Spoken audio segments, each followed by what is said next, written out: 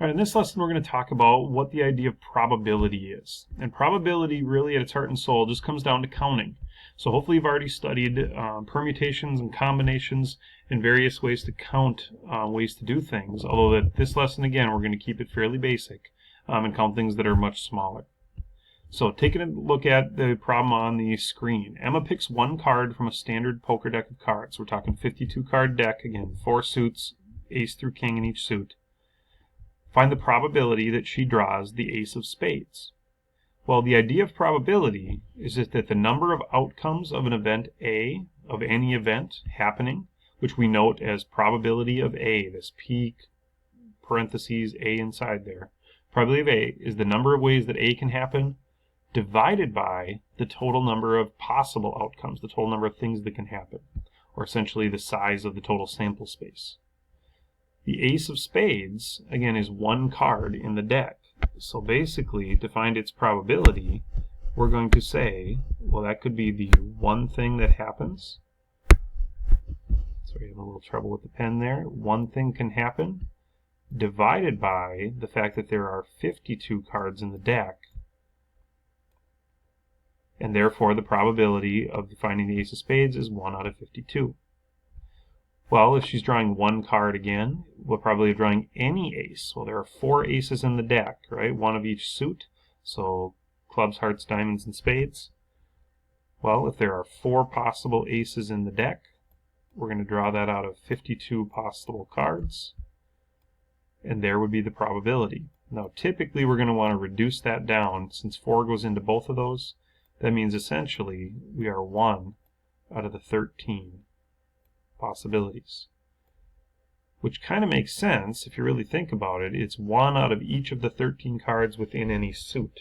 And that's the nice part about probability. As Pierre-Simon Laplace said, probability is at bottom only common sense reduced to calculation. Basically, it's putting down a number with exactitude, what most people feel is fairly simple to think about to begin with, or for a sort of instinct. We already knew, well, if it's 4 out of the 52 cards, it's 1 of each of the 13 cards in each suit. Well, that should be the probability. Kind of makes sense. Probability of drawing any spade, therefore, well, hey, if there are 13 spades in the deck out of the 52 cards, but really you're drawing any one of the 1 spades out of the 4 suits, well, hey, 13 goes into both parts. That's 1 out of 4, and basically there is your probability. 0.25 or 1/4 would be the probability of drawing a spade. Again, probability is just the chance that something happens. It's the number of ways something can happen out of the total number of ways anything could happen. Always it's going to fall in between 0 and 1. You can't have less than a 0% probability, an impossibility, such as if you had a deck of cards and you said, what's the probability of rolling a 1 as though you were rolling dice, when all you're really doing is picking a card out of a deck of cards. Well, I can't roll a 1 if I'm not even rolling the dice. So again, 0% probability is as low as it goes. You can't have negative probability. There's also no such thing as more than 100% when you're talking about probability. You can't have more than an absolute chance of something happening. So again, always going to fall between 0 and 1, or basically 0 to 100%. The sum of all probabilities, by the way, such as if we said, well, what's the probability of drawing a spade, a heart, a diamond, or a club? Basically, the probability of just getting a card. Again, the sum of all of those probabilities will be 1/4 for each of the suits. Add up those 4 suits, and you'll end up with a probability of exactly 100%. Let's consider odds. Probability and odds are often associated, but odds are a slightly different concept. Okay? The odds of an event happening are the number of ways that that event can happen versus the number of ways it can't happen. Remember, that probability, right, was the probability that something happens versus anything happening. So, given the numbers from 1 to 20, let's find the probability of randomly choosing a perfect square. Well, the perfect squares from 1 to 20, well, 1 would be a perfect square, 4 is a perfect square, 9 would be a perfect square, and 16. So essentially we have 4 possible perfect squares from 1 to 20, right? Which I already have up there, so kind of overdid it there. But there are 4 possible perfect squares from the list from 1 to 20. Well, the probability of randomly choosing a perfect square then is 4 out of our total 20 cards, or 20 numbers, I should say, which is 1 out of 5, or 0.2. The odds of randomly choosing a perfect square, on the other hand, would be the chances that it can happen. So again, the 4, there are 4 possible perfect squares, versus the number of ways it can't happen, the number of ways that aren't perfect squares. Well, if 4 out of our 20 are perfect squares, then 16 of our 20 are not. And 4 out of 16 is 1/4, or 1 to 4, as we often write the odds, but 1 to 4 would be the odds of randomly choosing a perfect square. So take a second to think about it. What would be the odds against randomly choosing a multiple of 3? The first thing we want to think about is, how many multiples of 3 are there from 1 to 20?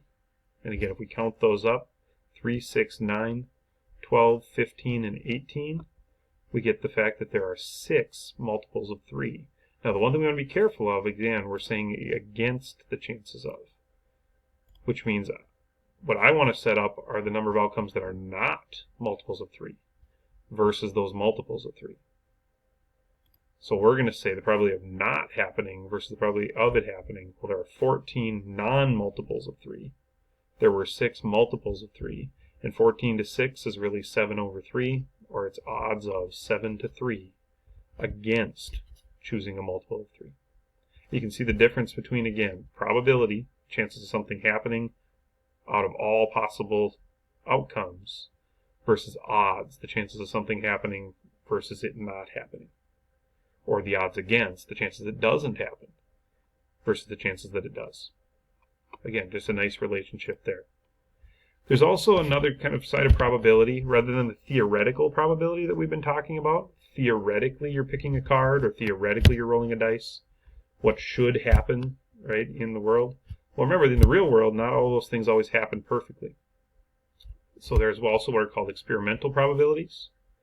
And then in sort of the geometric world, when we're talking about areas and kind of things that could happen out of other things that could happen, there's also what are called geometric probabilities.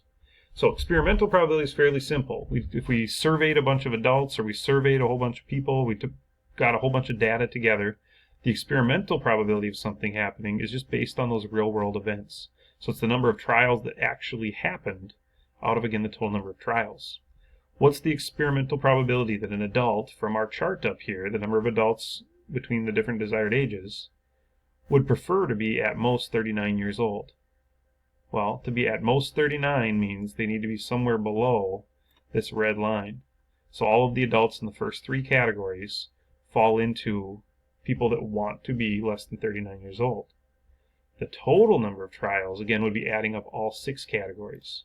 So basically, if I took those first 3 columns, and I took all the columns, if I add the first 3, that's my number on the top. That's my desired probability, right? The adults that would prefer to be 39 years old or less. And then on the bottom, it's all of the different adults we surveyed. Again, that's our 3,516. If you divide those two, we get that probability, which, by the way, we often just leave as a decimal. We don't necessarily need to convert that to a percentage. We can leave that as 0.6903, and we have our answer. The geometric probability of something happening, again, is the probability that it happens versus anything that could happen. So we're going to throw a dart at the given square board. We're going to assume that we're going to hit the board, given that the dart hits somewhere on the board, which means that our probability is going to be over the number that, well, it's going to hit the board. So when we talk about the areas of these circles, the chances that it maybe hits the yellow circle, or at least within the pink circle or the blue, it's guaranteed it's going to hit somewhere within the area of this big square. So are you more likely to get 10 points or 0 points? 10 points hitting the bullseye in here, or 0 points essentially hitting the black area outside of the circle? Well, the probability of 10 is the area of the bullseye. So again, area of a circle, pi r squared. If this is 3 inches wide, 3 inches in radius, right, then we're going to say pi times 3 squared. But the area of the entire square, right, we're given that we're going to hit that board, was 18 squared. 18 by 18, length times width. So again, the overall probability, divide those two numbers, we got 0.087. The probability of 0, however, is going to be taking the entire board minus the big circle, right? So if this is 3 and 3 and 3, basically that's a circle of radius 9.